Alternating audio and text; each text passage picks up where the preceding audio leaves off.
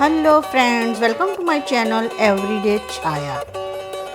આજે આપણે બનાવીશું ફ્રેન્ચ ફ્રાઈઝ, જે આપણે એર ફ્રાયરમાં બનાવીશું, જેથી આપણે જેટલી ખાવી હોય તેટલી ગિલ્ટ ફ્રી આપણે એને એન્જોય કરી શકીએ. જે માત્ર 15થી 20 મિનિટમાં જ બની જશે. તો ચાલો શરૂ કરીએ. મેં અહીં મીડિયમ સાઇઝના 5 એવા બટાકા લઈ લીધા છે. બટાકા તમે કોઈ પણ લઈ શકો, તમારા ઘરમાં જે હોય તે.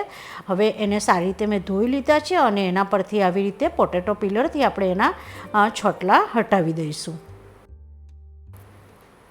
આપણે હવે એને આવી રીતે પહેલાં ગોળ ગોળ સ્લાઈસ કરી અને પછી આપણે એને ફરીથી આવી રીતે ઊભા, એટલે કે જે ફ્રેન્ચ ફ્રાઈઝના શેપમાં એને આપણે કટ કરી લઈશું.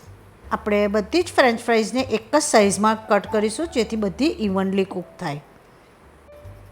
આપણે એને 2 થી 3 વાર સારી રીતે પાણીથી ધોઈ લઈશું, જેથી કરીને એમાં જે સ્ટાર્ચ હોય તે સારી રીતે નીકળી જાય અને આપણી ફ્રેન્ચ ફ્રાઈઝ એકદમ સરસ બને. આપણે એને લગભગ 10 મિનિટ માટે એકદમ ઠંડુ પાણી ઉમેરી અને રહેવા દઈશું. 10 મિનિટ પછી આપણે એને કોઈ કાણાવાળી ટોપલીમાં ટ્રાન્સફર કરી લઈશું, જેથી કરીને બધું વધારાનું પાણી નીકળી જાય. હવે આપણે એને કોઈ કિચન પેપર પર કે પછી કિચન ટોવલ પર આવી રીતે પાથરી દઈશું અને સારી રીતે એને લૂછી અને કોરી કરી લઈશું. હવે આપણે એને કોઈ બાઉલ પરમાં ટ્રાન્સફર કરી લઈશું અને મસાલા કરી દઈશું. તો આપણે એમાં ટેસ્ટ મુજબ મીઠું ઉમેરી લઈશું. હવે આપણે એમાં થોડો એવો પીઝા સિઝનિંગ, થોડો એવા હર્બ્સ અને થોડો એવો આપણે ચીલી ફ્લેક્સ ઉમેરી લઈશું. થોડા એવા મરી પાવડર પણ ઉમેરીશું.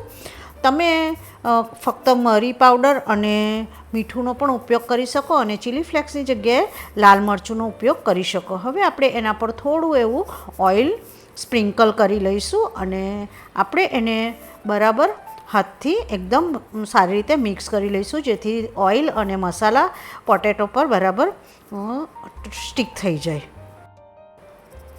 હવે આપણે એર ફ્રાયની બાસ્કેટ ઉપર એને સારી રીતે સ્પ્રેડ કરી લઈશું. જો તમારી ફ્રેન્ચ ફ્રાઈઝ વધારે હોય તો તમારે એને 2 બેચમાં કરવી, જેથી કરીને બધી જ ફ્રેન્ચ ફ્રાઈઝ તમારી એકદમ ક્રિસ્પી થાય. હવે મેં અહીં એર ફ્રાયરનું ટેમ્પરેચર 180 ડિગ્રી અને લગભગ 15 મિનિટ માટેનું સેટ કર્યું છે.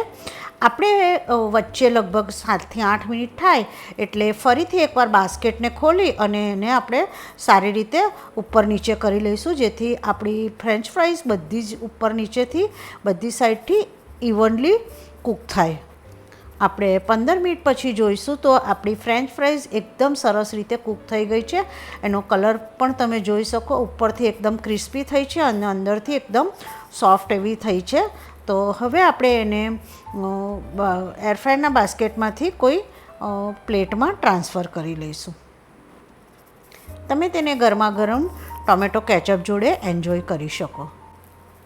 Thank you for watching my channel. અને જો તમને મારી રેસીપીઓ ગમતી હોય તો please subscribe my channel. Like, share અને સબસ્ક્રાઈબ એકદમ ફ્રી છે.